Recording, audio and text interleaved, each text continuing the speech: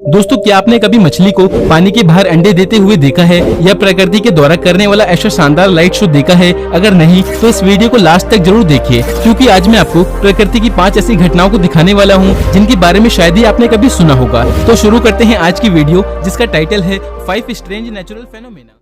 ग्रेनियंस run. दोस्तों, Mexico के Punta बीच से लेकर कैलिफोर्निया के सेंटा बाराबारा बीच तक इस समुद्री तट पर रहने वाले लोग नेचर के शानदार नजारे का मजा लेते रहते हैं। दोस्तों, ये कोई मैराथन या 100 मीटर रेस नहीं है, बल्कि ये उन स्पेशल सिल्वर फिशेस का रिचुअल फेस्टिवल जैसा है, जिसमें ये मछलियां समुद्र के किनारे पर आकर पानी से बाहर आ जाती हैं और यहीं पे मीटिंग करने के बाद अंडे देती हैं, जिसे सामने से देखने के बाद भी ज्यादातर लोगों को अपनी आंखों पर यकीन नहीं होता। दोस्तों, ये अमेजिंग फेनोमेना हर 4 महीनों में एक बार देखने को मिलता है और इस दौरान एक एक मछली लगभग 3600 अंडे देती है। कैलिफोर्निया के बीच पर कुछ लोग रात के समय सिर्फ इस अमेजिंग नजारे को देखने आते हैं, क्योंकि इन मछलियों की इतनी तादाद फुल मून वाली रात में सबसे ज्यादा होती है। ऑरोरा बोरियलिस। दोस्तों, ये नेचुरल फेनोमेना सच में हमारी पृथ्वी पर मौजूद one of the most beautiful places में से एक है, क्योंकि इस जगह पर रात के वक्त हमें नेचुरल लाइट शो देखने को मिलता है, जिसे देखने के बाद आप बड़े से बड़े लेजर लाइट शो को भी भूल जाएंगे।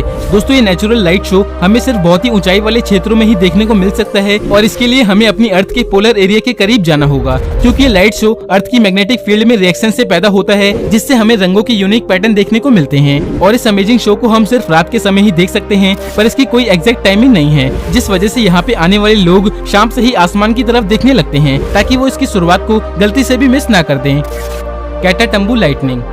दोस्तों, ये सुनने में किसी भूतिया मूवी जैसा लगता है, पर ये एक रियल एटमॉस्फेरिक फेनोमेना है। हम बात कर रहे हैं वेनेजुएला की एक नदी के मुहाने पर मौजूद मैराकोबा झील में नेचुरली पैदा हुए एक आंधी तूफान की, जो एक कभी ना खत्म होने वाला तूफान जैसा है। तो दोस्तों, अब आपके मन में सवाल उठ रहा होगा कि क्या ये हमेशा रहता है? तो मैं आपको बता दूं कि जी नहीं, पर ये एक दिन में 10 घंटे तक होता है, जो हमारी पृथ्वी पर किसी भी दूसरी जगह से सबसे ज्यादा है। दोस्तों, यहाँ पे साल भर में 140 से 160 दिन ऐसे ही थंडर स्टॉर्म होते रहते हैं और इसीलिए मैराकोबा झील का नाम Guinness book of world record में भी दर्ज है। और दोस्तों, इस जगह पर हर 1 किलोमीटर के दायरे में लगभग 250 बार बिजली गिरती है और साइंटिस्टों का मानना है ऐसा यहाँ पे जमीन के अंदर मौजूद यूरेनियम की वजह से होता है।